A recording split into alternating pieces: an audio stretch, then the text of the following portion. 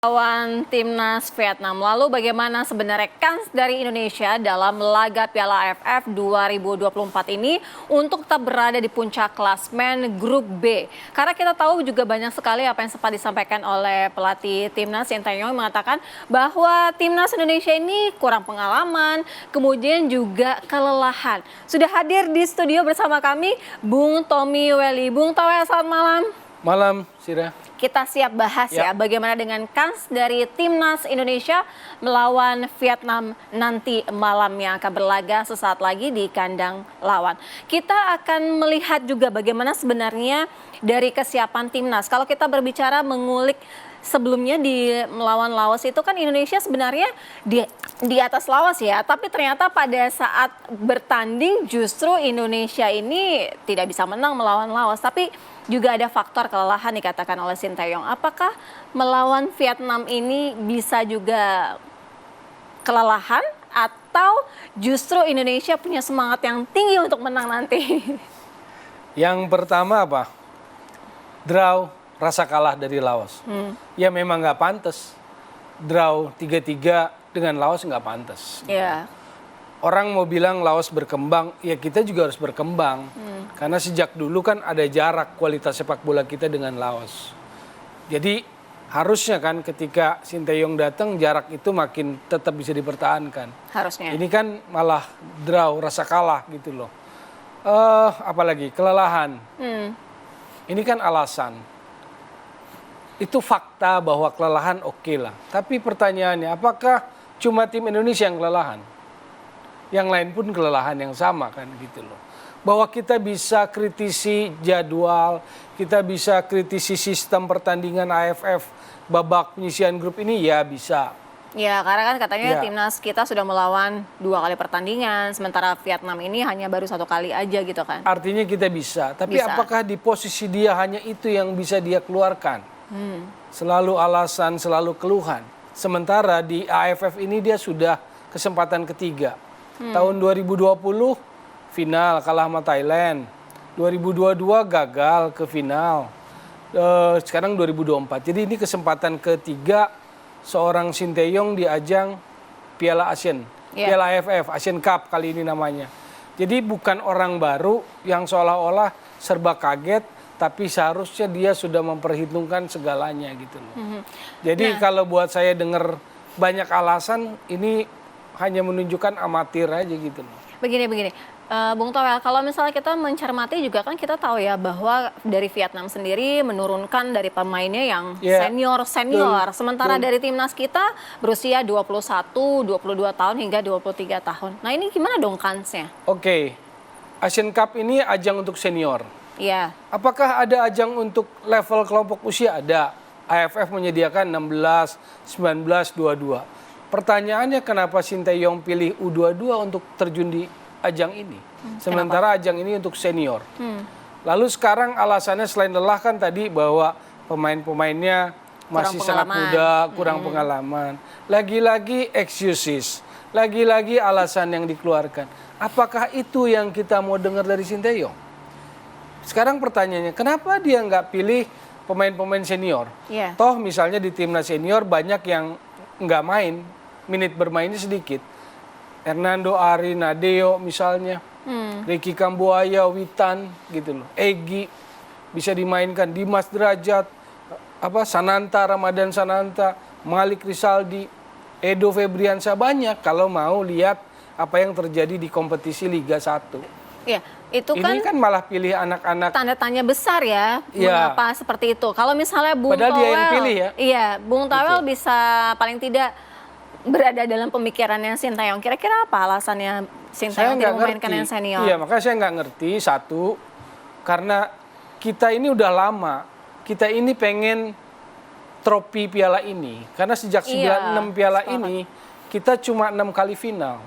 2000, 2002, 2004, 2010, 2016, 2020, kita cuma cicipi final. Hampir-hampir terus. Nah, barrier psikologis ini harus dilampaui oleh timnas kita, oleh sepak bola kita. Caranya apa? Juara gitu loh. Nah, tapi kenapa keinginan juara itu tidak diperlihatkan dengan keseriusan mulai dari memilih skuad yang diterjunkan? Jadi kita jangan menyalahkan pemain atau meremehkan pemain U22 ini, tapi memang mereka masih muda. Rataan usianya 20 tahun, 9 bulan gitu loh. Iya. Tapi poinnya adalah kan Sinteyong yang pilih gitu loh. Sekarang ada banyak alasan yang keluar tuh. Jadwal, lelah, nggak pengalaman, bla bla bla bla dan sebagainya. Jadi buat saya ini bukan sebuah apa ya? Sebuah progres, sebuah atmosfer yang positif gitu loh buat kita yang berharap sesuatu yang progres dari tim nasional era Sinteyong ini. Kalau berbicara mengenai pemain andalan dari Sinteyong juga kan salah satunya tidak bisa main ya karena kartu merah pada pertandingan melawan Laos beberapa waktu lalu. Artinya Marcelino akan digantikan oleh Rivaldo. Apakah itu sudah memang sistematika yang paling tepat untuk menggantikan Marcelino? Kalau yang setara kualitas Marcelino ya persis sama ya nggak ada. Karena Marcelino adalah seorang Marcelino dengan karakternya, dengan ciri khasnya. Iya. Dia punya kemampuan kreativitas yang bagus, kemampuan menyerang yang bagus. Jadi nggak gampang cari pengganti yang plek ketiplek itu enggak Susah gitu ya. loh. Tapi bahwa dia harus berpikir gelandang lain, ya paling itu yang dimunculkan kan, Rivaldo Pakpahan. Tapi kalau lihat lawan Laos misalnya, babak pertama Marcelino dengan Arkan Fikri. Babak kedua mau diganti dengan Janadin Faris, Robi Darwis, kan nggak mengubah situasi pertandingan. Artinya dalam analisis sepak bola, pergantian pemain yang dilakukan oleh Sinteyong seringkali tidak mengubah situasi. Jadi seharusnya begini, kalau untuk malam hari ini kan juga sudah ada begitu ya dari para pemain itu seperti apa. Nah tapi hitung-hitungannya kira-kira sudah tepat atau memang seharusnya Sinteyong tidak melakukan strategi seperti itu gitu, harus diubah lagi Strategi apa nih maksudnya? dalam komposisi pemain? Oh, dalam komposisi pemain memang itu yang saya pikir Yang ada paling bisa keterbatasan dilakukan. lah. Kalau saya nggak heran karena sejak 2020 dia pegang tim, kecenderungannya itu selalu condongnya lebih bertahan ya. Jadi misalnya dia retreat, turun ke bawah, compact defense, serangan balik. Begitu menghadapi lawan yang secara positioning nih kita harus lebih dominan, lebih attacking, dia nggak bisa bikin gol. Jadi kalau kita lihat lawan Laos, secara nature kita tuan rumah, reputasi sepak bola kita lebih tinggi, kita harus tekan kan, harus dominan. Tapi ketika kita main dominan sama tim yang dianggap lebih levelnya di bawah, kita gagal bikin gol.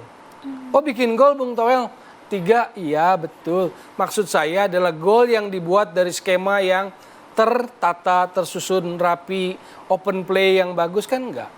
4 gol yang terjadi di Asian Cup tahun ini lawan Myanmar semuanya berawal dari bola mati. 3 dari lemparan ke dalam Pratama Arhan. Lawan Myanmar kan lemparan ke dalam Pratama Arhan, bola kemelut liar, jatuh di depan Asnawi, gol. Di Solo lawan Laos 2 kali lemparan ke dalam Pratama Arhan, bikin kemelut lagi, gol dari Kadek Arel dan Ferrari. Lalu yang satu adalah set pieces bola mati sepak pojok. Iya. Jadi ada nggak yang open play itu, skema kreativitas yang bagus di lini depan. Padahal dia sudah tambah di tim kepelatihan pelatih khusus striker katanya.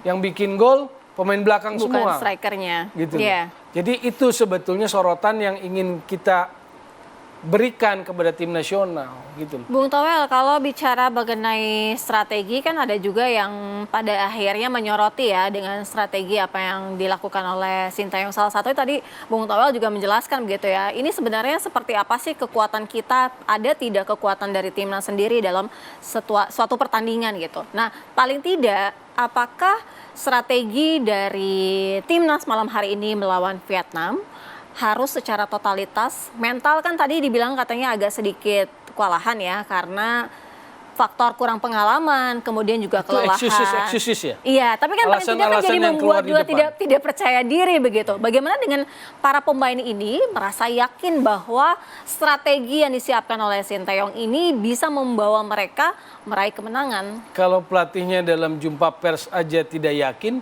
gimana pemainnya yakin? Apalagi pemainnya pemain muda kan begitu. Sesimpel itu gitu. Mentalnya juga ya. Iya. Nah, kenapa kita bicara soal taktikal? Karena pada akhirnya saya ngelihat bahwa taktikal yang dia punya monoton. atau seperti udah mentok gitu loh.